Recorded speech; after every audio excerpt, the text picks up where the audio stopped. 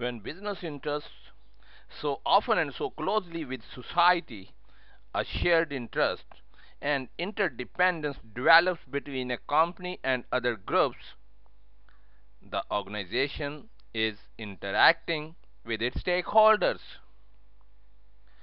Stakeholders are all the people and groups affected by or that can affect an organization's decisions, policies, and operations. The number of stakeholders and variety of their interests can be quite large. Thus, a company's decisions can become very complex. Government, a stakeholder, creates conditions that can influence a company to stay in or withdraw from a particular market. Still, the decision is ultimately the company's to make. However, a business cannot act without regard to its stakeholders' interests. In addition to profit and economic considerations, for example, the company must consider its customers, suppliers, employees, owners, and creditors. Simply stated, good managerial decisions are made by paying attention to the effects of those decisions, whether they are pro or con, on the people and interests they are affected. Weighing conflicting considerations such as these is a part of any manager's job. The relationships between companies and their stakeholders have changed over the years. Previously, managers had only to focus their attention on the product market framework. They could concentrate on bringing products and services to market as efficiently and effectively as possible.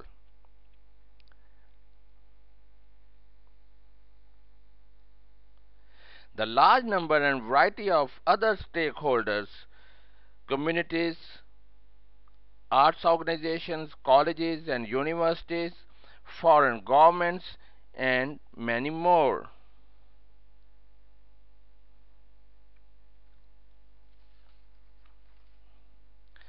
Managers managers managers have the challenge of weighing and balancing the interests of the corporate stakeholders. If their concerns are disregarded, the stakeholders may damage or halt the company's operations. The key point about corporate stakeholders is that they may and sometimes do share decision-making power with the company's managers. Their justification for seeking a voice is that they are affected by the company's operations. The interest created between a company and its stakeholders can be a powerful aid to business, or it can be turned against a company. When stakeholders demand a voice in decision making and policy making, the company's managers need to respond with great skill if their primary business mission, that is, producing goods and services, is to be achieved. On the positive side, a corporation's stakeholders can also be enlisted to aid and support a company that is in trouble. There are many examples of companies disregarding their stakeholders' wishes, either out of the belief that the stakeholder is wrong or out of arrogance reflected in the attitude that one unhappy customer, employee, or regulator doesn't matter. Such attitudes are foolish and often prove costly to the company involved. Today, for example, builders know that they cannot locate a plant in a community that strongly objects. The only way to build a power plant or incinerator, for example, is to work with the community to respond to concerns and to invest in creating and maintaining relationship of trust. The only image which recurs with the uncomfortable persistence is not a piece of furniture at all. It is a porcupine with quills reversed. Today, many stakeholders have the ability to stick quills into business. But stakeholder relationships are also a vital part of the company's assets. Companies need comprehensive approaches that take into account the needs of a larger and more diverse group of stakeholders. Business cannot be done in a social and political vacuum, and good management planning must take into account this web of stakeholder considerations. Business interacts with society in a variety of different ways, and a company's relations differ with different stakeholders, interacting with groups that affect its ability to carry out its primary purpose of providing society with goods and services. Investors, they are also the stakeholders, and creditors provide financial capital to the company. Employees contribute their work, skills, and knowledge. Suppliers provide raw materials, energy, and other supplies, and wholesalers, distributors, and retailers have moved the product from plant to sale offices to customers. All businesses need customers who are willing to pay for the products or services being produced, and most companies compete against others offering similar products and services in the marketplace. These are the fundamental interactions every business has with society, and they help us define the primary economic mission of the company. A business primary involvements with society include all the direct relationships necessary for it to perform its major mission of producing goods and services for customers.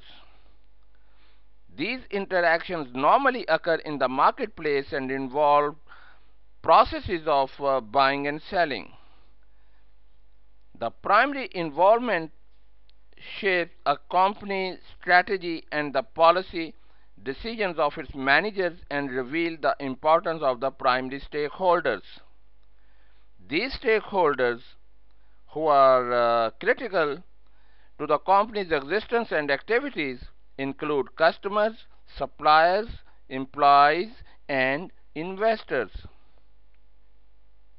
However, a business relationship goes beyond those primary involvements to others in society. Secondary interactions and involvements occur when other groups express interest in or concern about the organization activities. Secondary stakeholders are those people and groups in society who are affected directly or indirectly by the company's primary activities and decisions. They include the general public, various levels of government, social activist groups, so on and so forth. Calling these involvements and stakeholders secondary does not mean that they are less important than business primary relationships with society. It means that they occur as a consequence of the normal activities of conducting business. Moreover, primary and secondary areas of involvement are not always sharply distinguished. Often, one area shades into another. For example, while the safety or environmental effect of a product is primary concern to a customer, the cumulative effect of the use of the product may represent a secondary safety or environmental concern for the entire community. Combining business primary and secondary interactions gives an interactive model of business and society. The interactive model of business and society recognizes the fundamental role of business as an economic contributor to society. But it also suggests that managers must make decisions and take actions that benefit the society as a whole, as well as the company's economic interests. The net effect is to enhance the quality of life in the broadest possible way, as that quality of life is defined by society. Business acts to produce the goods and services that society wants, recognizes the social effects of its activities, and is concerned with the social and economic effects on society. Log on to my website www.asifjmeer.com. I also invite you to visit my blog at asifjmeer.wordpress.com. It contains a useful professional material, or that can be used in your professional activities. Thank you for listening. Have a wonderful day.